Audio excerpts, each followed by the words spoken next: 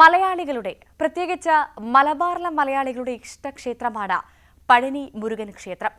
പഴനി ആണ്ടവൻ എന്ന പേരിൽ മുരുക ഭഗവാൻ തമിഴ്നാട്ടിലും കേരളത്തിലും ഒരുപോലെ പ്രസിദ്ധനാണ്.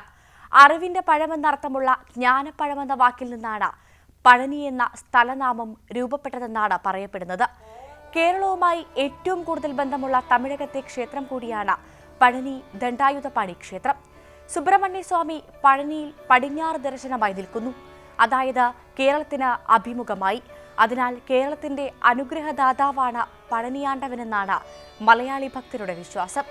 ലക്ഷക്കണക്കിന് ഭക്തരാണ് ദിവസവും ക്ഷേത്രം സന്ദർശിക്കുന്നത്. എന്നാൽ ഇനി മുതൽ എല്ലാവർക്കും ക്ഷേത്രത്തിൽ പ്രവേശനമില്ല. വിശ്വാസികൾക്ക് മാത്രമായിരിക്കും ക്ഷേത്രത്തിലേക്ക് പ്രവേശനമെന്ന് മദ്രാസ് ഹൈക്കോടതി ഉത്തരവിട്ടു.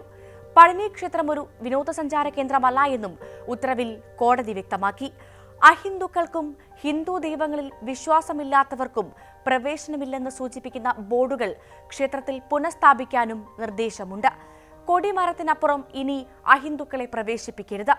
മുരുകനിൽ വിശ്വസിച്ച ദർശനത്തിനെത്തിയതാണെന്ന സത്യവാങ്മൂലത്തിന്റെ അടിസ്ഥാനത്തിൽ മാത്രം ഇതര മതസ്ഥർക്ക് ദർശനം അനുവദിക്കാമെന്നും കോടതി വ്യക്തമാക്കി. ഇതിനായി ക്ഷേത്രത്തിൽ പ്രത്യേക രജിസ്റ്റർ സൂക്ഷിക്കണം. അരുൾമികു പഴനി ദണ്ഡായുധപാണി സ്വാമി ക്ഷേത്രത്തിലും അതിലെ ഉപക്ഷേത്രങ്ങളിലും ഹിന്ദുക്കളെ മാത്രം പ്രവേശിപ്പിക്കാൻ നിർദ്ദേശിക്കണമെന്നാവശ്യപ്പെട്ട് പഴനി ക്ഷേത്രത്തിലെ ഭക്തരുടെ സംഘടനാ നേതാവായ ഡി സെന്തിൽകുമാർ നൽകിയ ഹർജിയിലായിരുന്നു കോടതി ഉത്തരവ്.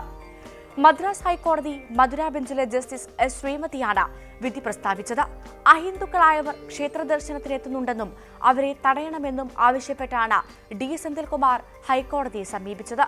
കേസ് കോടതി പരിഗണിച്ചപ്പോൾ ശക്തമായ വാദപ്രതിവാദമായിരുന്നു ഉയർന്നത്. പഴനി ക്ഷേത്രം ഹിന്ദുക്കൾക്ക് മാത്രമല്ല, ദൈവത്തിൽ വിശ്വസിക്കുന്ന അഹിന്ദുക്കളാലും ആരാധിക്കപ്പെടുന്നുവെന്ന് എതിർകക്ഷികൾ വാദിച്ചു. ഒരു മതേതര സർക്കാർ എന്ന നിലയിൽ ഭരണഘടനയുടെ 25-ാം അനുച്ഛേദം പ്രകാരമുള്ള പൗരന്മാരുടെ അവകാശങ്ങൾ ലംഘിക്കപ്പെടുന്നില്ലെന്നുറപ്പാക്കേണ്ടത് ഭരണകൂടത്തിന്റെയും ക്ഷേത്ര അധികൃതരുടെയും കടമയാണെന്നും വാദമുയർന്നു. 1947 ക്ഷേത്രപ്രവേശന അംഗീകാര നിയമത്തിന്റെ അടിസ്ഥാനത്തിൽ ക്ഷേത്രത്തിന്റെ ശ്രീകോവിൽ മാത്രമാണ് മതപരമായ ആരാധനാലയമെന്നും ക്ഷേത്രത്തിന് പുറത്തുള്ള rope car station, win service station മുതലായവ നിയന്ത്രിക്കാൻ കഴിയില്ല എന്നും എതിർകക്ഷികൾ വാദമുയർത്തി. എന്നാൽ അഹിന്ദുക്കൾക്ക് പ്രവേശനമില്ലെന്ന ബോർഡ് നേരത്തെ തന്നെ പഴനി ക്ഷേത്രത്തിൽ ഉണ്ടായിരുന്നതായും കുംഭാഭിഷേക സമയത്ത് നീക്കം ചെയ്തതാണെന്നും കോടതി ചൂണ്ടിക്കാട്ടുകയായിരുന്നു. ഭരണഘടന ഓരോ വ്യക്തിക്കും അവരുടെ മതം ആചരിക്കാനും വിശ്വസിക്കാനും അവകാശം നൽകുമ്പോൾ അതാത് മതത്തിന്റെ ആചാരങ്ങളിലും അനുഷ്ഠാനങ്ങളിലും ഇടപെടാൻ കഴിയില്ല എന്നും ഇത്തരം ഇടപെടലുകൾ തടയേണ്ടതുണ്ടെന്നും കോടതി നിരീക്ഷിച്ചു.